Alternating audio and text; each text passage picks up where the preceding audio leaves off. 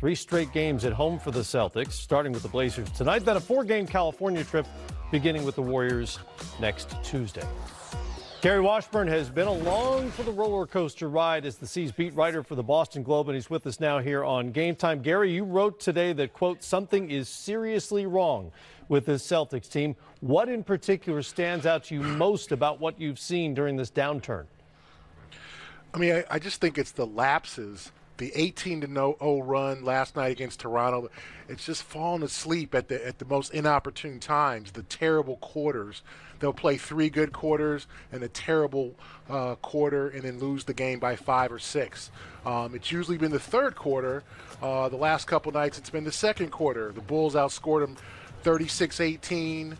In the second quarter a couple nights ago. Then last night in Toronto outscored them 36-13. I mean, that's unacceptable if you're a championship caliber team to just have those 12-minute lapses, times where you just don't score and then the other team just plays, globetrotters against you. Well, it's fascinating trying to read the tea leaves here from the outside, and you hear the players saying things like, quote, we're just not together, and, quote, we're not fighting. How clear is it at this point that whatever the issue is, it's not X's and O's? Yeah, it's definitely mental. I mean, execution's part of it, but I think that's just lends in the guys trying to do a little too much. You have a lot of talented players in this team, but a lot of guys from night to night don't know their particular role, and so they try to play hero ball. And I don't think there's a bunch of guys in here who are selfish, who are just trying to get their points and don't care about winning. I think there's guys who truly believe that they can do what it takes to win, and so, okay, I'll take this guy one-on-one. Okay, I can hit this three-pointer. But it ends up being a bad possession. It ends up being something that's not productive, and then all of a sudden there's a run out, a fast break, and Toronto's dunking, uncontested dunk, or guys are just lapsing, or guys are putting their heads down after missing shots. I mean, this team has to be stronger, more mental fortitude, just get back on defense, the basic things that great teams do. And this team hasn't been playing that way for a while. Gary, Steve Smith, I know you're in the inside, but just looking on the outside, they are so talented. They have so many players. Reminds me a little bit of our Portland Trailblazers team when you had 11, 12 deep. But there comes a time where you have to cut the roster down, and that's where I look for Danny Ainge and Brad Stevens. Somebody can't play these minutes. Somebody can't be that guy. And that's my opinion of the Boston Celtics. They're going to have to make a hard call and have to sit somebody. What are your thoughts on that, Gary? Steve, I agree with you. I mean, they're just going to have to play potentially an 8-man rotation, maybe 9. They can't run 10, 11 guys out there. They're going to have to shorten things up. They're going to have to give guys more minutes and more defined roles. They're going to have to highlight guys like Jaylen Brown.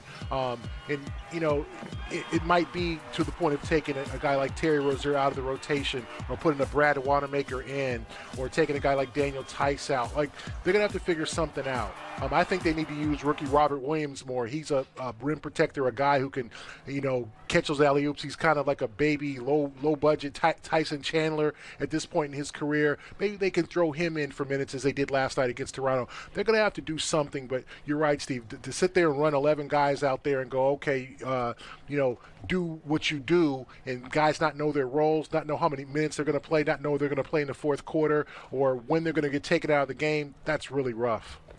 Gary, should we read anything into Danny Ainge being in that locker room talking to Kyrie in front of his locker after that game? Is there something more going on? Is this about some long-term, preventive care you're doing with Kyrie, or is this just about right now getting this team back on track? Sekou, I don't think it's too much to look into it besides Kyrie maybe venting a little bit, or maybe Danny saying, what do you see out there? What's going on? And, just kind of fostering that relationship. They still think they have a chance to bring Kyrie back. As remote as that is becoming day to day, they still think they have a chance to sign him to a long-term deal. So you want to make him comfortable. And if you're Danny Ainge, you want to talk to Kyrie and see what he thinks. This guy's a champion, an Olympic champion, multi-time All-Star. So he knows what's going out there on the court. Now, whether he can fix it or not, that's another question. But I do think that it's significant that they're talking, that Kyrie isn't icing people out, or he isn't, he's being short with us. I think they're getting a little bit impatient with the media. That's always the case. But I do think it's a good sign for Celtics faithful that him and Danny are communicating. Well, he certainly was short with you guys last night, watching his post-game comments with the media assembled around him. But that is part of the equation here.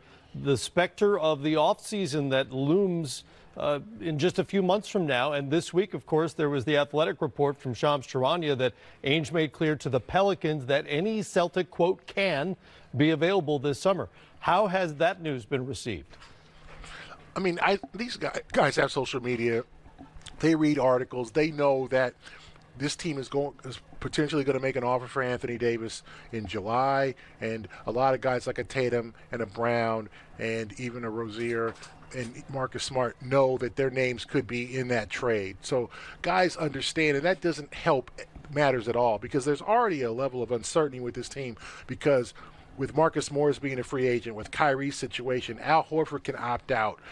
Terry Rozier is a restricted free agent. This team can be significantly different next year. So there's already been a pressure on this team to perform this year. But now, with the AD thing hovering over him, I think guys are maybe just figuring out, well, what do I do when I know I'm not going to be here next year? Or do I start looking for homes in New Orleans? Or what do I do? Because, obviously my name's going to be bantied about if you're a guy like a Jason Tatum or a Jaylen Brown, because if I'm, Danny Ferry, the GM, Tatum's the first guy I'm asking for, and then I'm asking for Brown after that. So that has to mess with the heads of some of these young guys who have not been exposed yet to the big business of the NBA.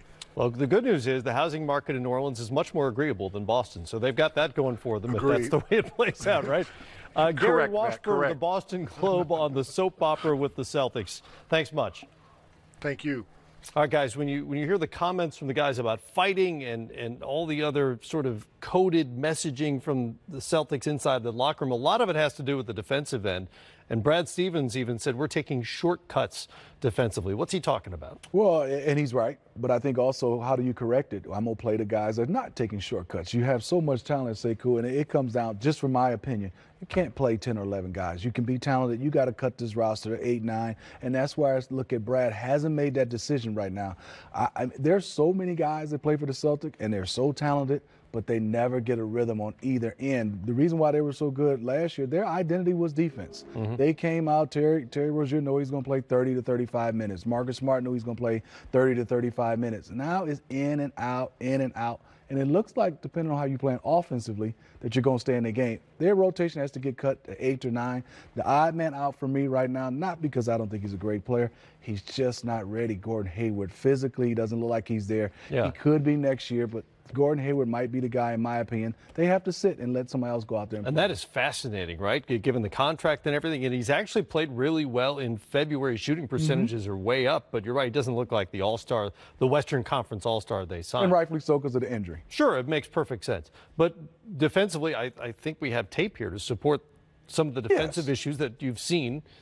You know, Matt, and we're going to show this. It's not because they're not capable. It's when you're not on the same page. Say, watch this. I mean, there's 4 Celtics back, and you see Siakam getting out and running, Jason Tatum trying to help. You go help that guy. Right now, this team right now is like, it's not my fault. There's a drive. This is in a half-court situation. You saw the Boston Celtics last year, the year before that, rotating. There's 4 or 5 guys back, and you throw a pass. There's no effort. Yes, Kawhi is bigger than Marcus Smart, but where's the next guy to make him pass the basketball? And if I would say they didn't have the personnel to do it, then you start to worry. They are a fabulous defensive team. Yeah. Why are there not now? There's not injuries. This team right now is just not on the same page. They're all looking at each other. Something's going wrong. Also, watch their bench. There's no guys excited for each other when they're playing. There are a ton of long, rangy defenders on that team. There's no reason they should be making plays like that. Less is more sometimes in this league. And last year, when Brad Stevens had less to work with from a rotation standpoint, they got more out of everybody. Now that you have this abundance of bodies and all these options, and you can't figure out which buttons to push, it's put a different kind of pressure on Brad Stevens, and we haven't talked about that. Don't forget about all the genius talk, and now he was arguably the best coach in basketball last year, but it was in a situation where these young players were forced into roles that maybe, Smitty, they weren't ready for, but they thrived in that spotlight. Now you're asking them to play completely different roles, and they're not excelling the way they did. But it's more about the vets even than it is the young guys, because when they play without Kyrie, you look and see how much different they play, how much more effective they are individually, and therefore as a group. I think the other thing that's really hurt them throughout this whole stretch was Aaron Baines being out. You're talking about a physical guy who brought a certain kind of energy and a balance that, he and Al Horford, kind of as your two big men and defensive anchors, that was missing for a long time for this team. So you didn't have that to lean on, that defensive backbone. And we cannot overstate how important the talk that consumed the Los Angeles Lakers team about the trade deadline, even though nobody thought Boston was going to be making any moves at the deadline, that talk invaded their locker room as well. So their young guys are now digesting this daily dose of who's going to be here, who's not. You start playing with a different focus. You start understanding that, hey, this might not be my long-term home. Let me go out here and showcase myself, get mine. And that's when you start looking around that locker room and hearing what guys are saying. You start reading between the line and parsing every word, and it makes you wonder, are the issues they're having technical or emotional? And I think it's a twisted combination of both that has led to them being the fragile team that they are right now. Sekou makes a good point. Less is more. Baines was a guy that you can play him 40 minutes, but he doesn't need a play ran for him at all. Ever. And then I think also, like you said, there's another person in that locker room, the trade talk. And then now the media is in the locker room. There's more media in the locker room not talking about how well you're playing. Do you feel you're leaving? Where's Kyrie going? I think now the distractions, and that's where it's going. That's the business of basketball. You still have to be a pro and still come out there and do your job. It's Brad Stevens' fifth year on the job. He's improved in wins every other season. This is setting up to be the first disappointing season since he arrived in Boston.